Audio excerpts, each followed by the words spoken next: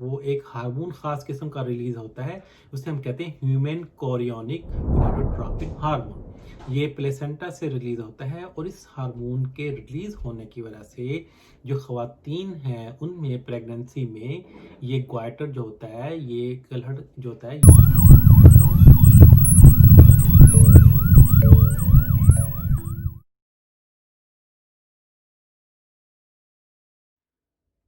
अस्सलाम वालेकुम व्यूअर, कैसे हैं आप लोग? उम्मीद करता हूँ सब लोग बिल्कुल खैरियत से होंगे।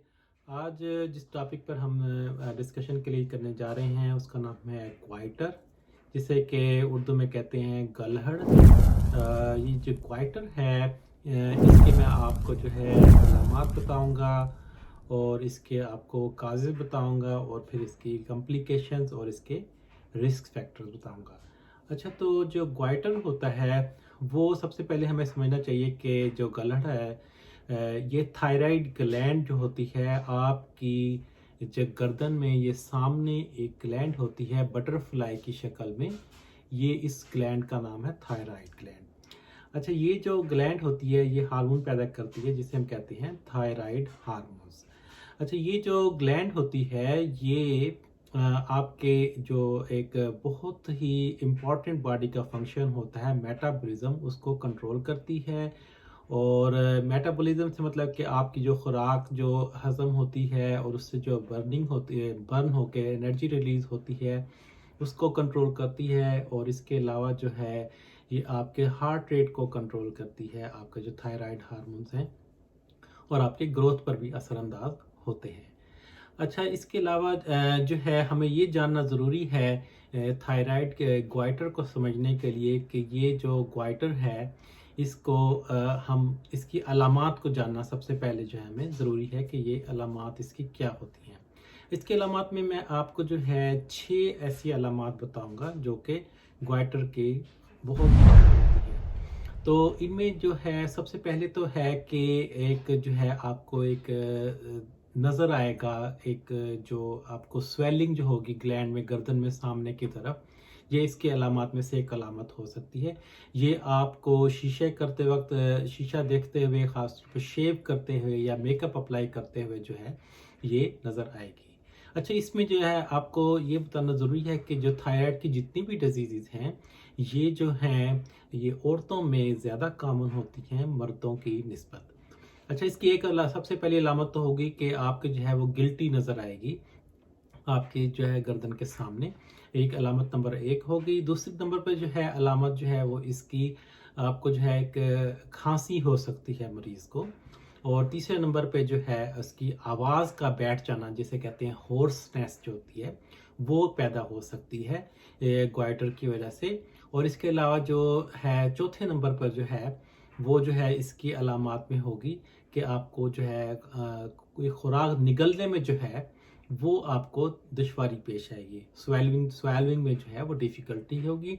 और इसके बाद जो है 5वें नंबर पर जो है आपको जो है ब्रीदिंग में डिफ़िकल्टी हो सकती है, क्योंकि ये आपके जो पीछे जो खुराक के जो सांस की जो नाली है उसको जब ये खींचेगी तो ये आपके सांस में दुश्वारी हो सकती है मरीज़ों को।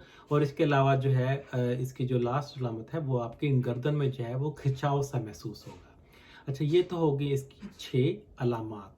अच्छा, इसके अलावा जो है जो ग्वाइटर जो है ये इसका जो काज है वो, इसका जो सबसे ज़्यादा जो काज है कॉमन है वो आयोडीन की डेफिशिएंसी को समझा जाता है। आयोडीन की जो डेफिशिएंसी है वो जो ममालिक हैं, जो तरक्की याफ्ता ममालिक हैं उनमें बहुत कम होती है आयोडीन की डेफिशिएंसी, क्योंकि ये जो होता है ये खुराक में मौजूद होता है किसी न किसी सूरत में आयोडीन। जो इसके अलावा जो डेवलपिंग कंट्रीज़ हैं, जो थर्ड वर्ल्ड कंट्रीज़ हैं, उनमें जो होता है थायराइड की जो बीमारी है ग्वाइटर की, वो आयोडीन की डेफिशिएंसी की वजह से होती है। और ख़ास तौर पे उन ममालिक में भी जो लोग बहुत ज़्यादा ऊंचे जो पहाड़ी एरियाज़ में रहते हैं, क्योंकि पहाड़ी इलाकों में जो ज़मीन होती है उसमें जो मादनियात होती हैं वो कम होती हैं और मिनरल्स जो होती हैं, तो उनमें जो होता है इसकी कमी हो जाती है वहाँ पे रहने वाले लोगों में। और हमने देखा है कि जो पहाड़ी इलाकों से लोग आते हैं वो इतने ज़्यादा बड़े बड़े जो है ग्वाइटर के साथ आते हैं, तो कि उनको जो सांस में और देख के जो होती है वो बड़ी हैरत होती है कि वो कैसे इतना बड़ा ग्वाइटर जो है वो लेकर वो चल फिर रहे थे। लेकिन क्योंकि ये एक बहुत ही आहिस्ता आहिस्ता स्लो जो होती है ये होती है, और मरीज़ जो होता है वक्त के साथ साथ वो इतना इसका यूज टू हो जाता है कि उसे इतने बड़े बड़े ग्वाइटर के साथ भी जो होता है उसे फील ही नहीं होता। अच्छा जी, ग्वाइटर जो है, जो गलहड़ जो है, ये इसमें यूजुअली तौर पे जो होता है वो दर्द नहीं होता, अनलेस कि उसमें कोई कॉम्प्लिकेशन आ जाए, फिर इसमें ये दर्द जो होता है होता है। तो अच्छा, इसमें जो होगी सबसे पहला तो हो गया आयोडीन की डेफिशिएंसी हो गई, इसके जो काजेज हैं ग्वाइटर के। उसके अलावा जो है ग्रेव्स डिजीज़ एक डिजीज़ होती है जो कि इसको कर सकती है। ग्रेव डिजीज़ में एक ऐसी ऑटो इम्यून डिजीज़ है, उसमें आपका जिस्म जो होता है वो खुद ही जो होता है वो थायराइड के टिश्यूज़ को वो जो होता है वो ओवर एक्टिवेट कर देता है। उसमें हाइपरथायराइडिज्म की अलामात होती हैं, और उससे जो ग्रेव डिजीज़ कहती हैं वो भी ये आपको ग्वाइटर दे सकती है, गलड़ की बीमारी। इसके अलावा जो होती है हाशीमोटो डिजीज़, एक और ऐसी डिजीज़ है जिसका नाम है हाशीमोटो डिजीज़, जो कि ऑटो इम्यून डिजीज़ है। इसमें जो होता है वो थायराइड की कमी की अलामात होती हैं, और उनकी वजह से भी जो है ये आपको ग्वाइटर की तकलीफ हो सकती है। अच्छा, इसके अलावा जो है ग्वाइटर जो होता है वो मल्टी नॉड्यूलर भी हो सकता है, कि इसमें जो होता है छोटे छोटे सी गिल्टियाँ जो होती हैं वो दोनों ग्वाइटर्स के होते हैं, राइट और लेफ्ट में आपको पाई जाती हैं, जिसे हम कहते हैं मल्टी नॉड्यूलर ग्वाइटर। अच्छा, इसके अलावा जो ग्वाइटर जो होता है वो इसमें सिर्फ एक भी नॉड्यूल हो सकता है, जिसे हम कहते हैं सोलिटरी थायराइड नॉड्यूल्स। अच्छा, इसके अलावा जो ग्वाइटर जो होता है वो थायराइड में कैंसर की वजह से भी हो सकता है। अगरचे थायराइड के कैंसर का जो रिस्क है वो बहुत कम होता है बनिस्बत जो दूसरे जो गिल्टियाँ हैं वो ज़्यादा होती हैं, और कैंसर की गिल्टी होने का चांस कम होता है, लेकिन स्टिल ये भी एक ग्वाइटर की जो होती है वजह, एक कैंसर भी थायराइड का हो सकता है। अच्छा, इसके अलावा जो है प्रेगनेंसी में जो होता है वो एक हार्मोन ख़ास किस्म का रिलीज़ होता है, उसे हम कहते हैं ह्यूमन कोरियोनिक गोनाडोट्रोपिन हार्मोन। ये प्लेसेंटा से रिलीज़ होता है, और इस हार्मोन के रिलीज़ होने की वजह से जो ख़वातीन हैं उनमें प्रेगनेंसी में ये ग्वाइटर जो होता है, ये गलहड़ जो होता है ये नज़र आ सकता है। तो एक ये वजह होगी। इसके अलावा जो होती है किसी किस्म की इन्फ्लेमेशन हो जाती है, उसमें भी ये आपको जो है गलहड़प हो सकता है। और इसके अलावा जो है कुछ ऐसी मेडिसिन हैं जिनके लेने से ग्वाइटर हो सकता है। उनमें सबसे नंबर 1 जो है वो हार्ट की मेडिसिन है, जैसे कि मायोडोरोन है, उस किस्म की मेडिसिन लेने से आपको ग्वाइटर हो सकता है। या कुछ साइकेट्रिक मेडिकेशन होती हैं, जैसे कि लिथियम जो होती है, जो कि साइकेट्रिक पेशेंट लेते हैं, बाइपोलर पेशेंट लेते हैं, उनमें जो होता है वो लेने से, मेडिसिन लेने से भी ये ग्वाइटर की तकलीफ हो सकती है। अच्छा, ये तो इसकी हो गई मोटी मोटी जो होते हैं इसकी काजेज हो गए कि किस वजूहात के ये हो सकता है। अब हम आते हैं इसके रिस्क फैक्टर की तरफ। जैसा कि मैंने पहले बताया था कि आयोडीन की कमी जो है, या वो इलाके जिन इलाकों में आयोडीन की कमी होती है, वो जो होता है एक बहुत बड़ा रिस्क फैक्टर समझा जाता है। ऐसे इलाकों के जो पहाड़ी इलाके हैं, जो थर्ड वर्ल्ड कंट्रीज़ में हैं, या जो सेकंड वर्ल्ड कंट्रीज़ में हैं, वहाँ पे ऐसे इलाके इसकी कमी का, इसका ग्वाइटर का एक रिस्क फैक्टर हो सकते हैं। अच्छा, रिस्क फैक्टर जो है फीमेल होना, सेक्स जो है अगर फीमेल है तो वो भी एक रिस्क फैक्टर है। थायराइड के सारे प्रॉब्लम जो हैं, इंक्लूडिंग थायराइड कैंसर हो गया, और दूसरे भी जो मैंने आपको हाशीमोटो डिजीज़ और ग्रेव डिजीज़ जो है, वो सारे के सारे फॉर सम रीज़न जो है फीमेल्स में ज़्यादा इसका चांस होता है मेल की निस्बत।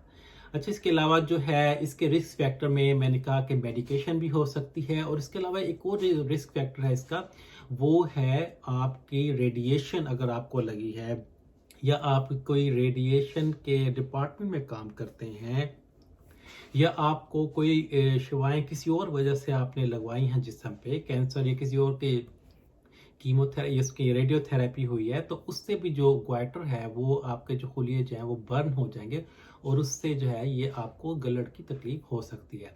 अच्छा, इसके अलावा जो है आपको ग्वाइटर जो होता है ये फैमिली से भी रन करता है। पास फैमिलीज होती हैं उनमें ग्वाइटर की तकलीफ जो होती है वो ये रन कर रही थी। अच्छा, इसके अब ये तो हो गए इसके जो रिस्क फैक्टर हो गए। इसमें जो है अगर क्वाइटर बहुत छोटा हो और वो तकलीफ ना दे तो उसको बिल्कुल आराम से, और बिल्कुल इसमें कैंसर की जो है वो ना हो, तो उसको आप ऐसे रहने दे सकते हैं। लेकिन अगर आप देख क्वाइटर बड़ा है, सांस लेने में तकलीफ हो रही है, खाने में तकलीफ होती है, या कॉस्मेटिक रीजंस हैं, तो फिर इसके जो है वो ऑप्शन होती हैं सर्जरी की। सर्जरी में जो होता है उसको वो पूरे तरीके से भी निकाला जा सकता है या इसको जज़वी तरीके से भी निकाला जा सकता है।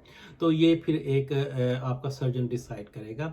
और इसके अलावा जो है अगर आपके ज़हन में कोई क्वेश्चन हो थायराइड के बारे में, तो आपने मुझे ज़रूर कमेंट करके पूछना है। मैं एक दफ़ा फिर दोहरा देता हूँ कि थायराइड के जो डिजीज़ है ग्वाइटर है, इसके रिस्क फैक्टर जो है आयोडीन की डेफिशिएंसी होती है, लेकिन इसके अलावा जो है कुछ डिजीज़ जो होती हैं ऑटो इम्यून डिजीज़, उनकी वजह से हो सकता है। इसके अलावा जो कुछ मेडिकेशन जो होती हैं वो कर सकती हैं। इसकी 6 अलामात मैंने आपको बताई थी, उनमें से जो थी है वो खांसी का होना, आपके स्वेलिंग में निगलने में मुश्किल पेश आना, और आपको जो है आपको सांस में दुश्वारी पेश आना, नेक में आपको टाइटनेस फील होना, और आपको शेव करते या मेकअप करते हुए आपको कोई गिल्टी महसूस हो, तो ये ग्वाइटर की गलट की अलामात में से कुछ अलामात हो सकती हैं।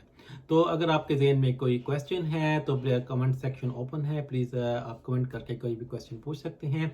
I will be more than happy to answer any of your question. तो मुझे नेक्स्ट वीडियो तक के लिए इजाज़त दीजिए। अल्लाह हाफिज़।